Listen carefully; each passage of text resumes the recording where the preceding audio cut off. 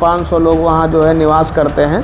150 से अधिक बच्चे जो है विद्यार्थी हैं वहाँ पे। मैं भी गया भी था, तो वहाँ पे बिजली की व्यवस्था, आज़ादी के 77 वर्ष हो गए और संविधान की हीरक जयंती मनाई जा रही है, लेकिन जो है वो गांव अंधेरे में है, तो उसमें बिजली की व्यवस्था तत्काल हो। नमस्कार, आप देख रहे हैं द न्यूज़ इंडिया 24। एक तरफ योगी सरकार शहरों को 24 घंटे तो गांव में 18 घंटे बिजली देने का दावा कर रही है, तो दूसरी तरफ आज़ादी के 77 वर्ष बीत जाने के बाद भी गोंडा जिले के मुजैना ब्लॉक विधानसभा क्षेत्र के ग्राम पंचायत नौवा गांव के भानपुरों में बिजली नहीं पहुंच पाई। गांव के लोगों ने कई पीढ़ियों से बिजली नहीं देखी है और इस वजह से उन्हें कई समस्याओं का भी सामना करना पड़ता है।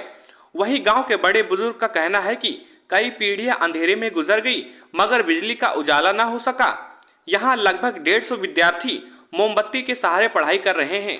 ये कमिश्नर देवी पाटन मंडल को हमने 5 विषय का ज्ञापन दिया है।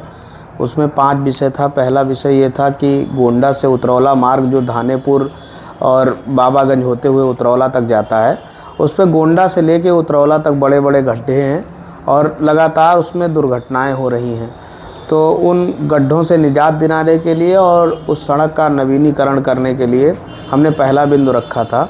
दूसरा बिंदु उसमें यह था कि जो ये सड़क है गोंडा से उतरौला मार्ग, ये पहले बहुत पतली थी, तो 5 साल पहले करीब ही इसका चौड़ीकरण किया गया था। तो जो बिजली के खंभे थे बिल्कुल पक्की सड़क से सटे हुए लगे हैं, मानक के विपरीत लगे हुए हैं। उनको हटाने के लिए हमने प्रयास किया, कहा है उनको कि आप इसको हटवाइए और तमाम सारी लिंक सड़क जो प्रधानमंत्री सड़क योजना के अंतर्गत अन्य बनी हैं वहाँ पे भी खंभे बिल्कुल सड़क से सटे हुए हैं, तो उसको भी हटाने के लिए हमने ज्ञापन दिया है।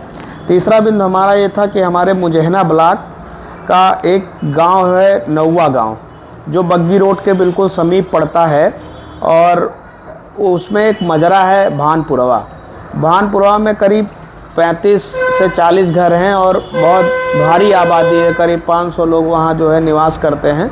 150 से अधिक बच्चे जो है विद्यार्थी हैं वहाँ पे। मैं भी गया भी था, तो वहाँ पे बिजली की व्यवस्था अब तक नहीं हो पाई है और गांव में बिल्कुल 100 मीटर दूरी पे 33,000 की लाइन है और 11,000 की लाइन है। वो 3 या 4 खंभे में वहाँ की बिजली व्यवस्था हो सकती है, लेकिन आज़ादी के 77 वर्ष हो गए और संविधान की हीरक जयंती मनाई जा रही है, लेकिन जो है वो गांव अंधेरे में है, तो उसमें बिजली की व्यवस्था तत्काल हो, इसके लिए हमने जो है वहाँ गांव जाकर उसके बाद कमिश्नर देवी पाटन मंडल से ये आग्रह किया है ज्ञापन देके। चौथा बिंदु हमारा ये था कि जो मुजैना ब्लॉक और इटिया ठोक ब्लॉक में सामुदायिक स्वास्थ्य केंद्र और प्राथमिक स्वास्थ्य केंद्र हैं, वहाँ सामुदायिक स्वास्थ्य केंद्र तो थोड़ा बहुत चल भी रहे हैं। प्राथमिक स्वास्थ्य केंद्रों में न डॉक्टर हैं, न नर्स है, ना ही जो है कोई अन्य स्टाफ है, किसी एक कर्मचारी के भरोसे वो चलाया जा रहा है। वहाँ भी हमने जा करके ये चीज़ें देखी है और बहुत भारी गंदगी है वहाँ पे, तो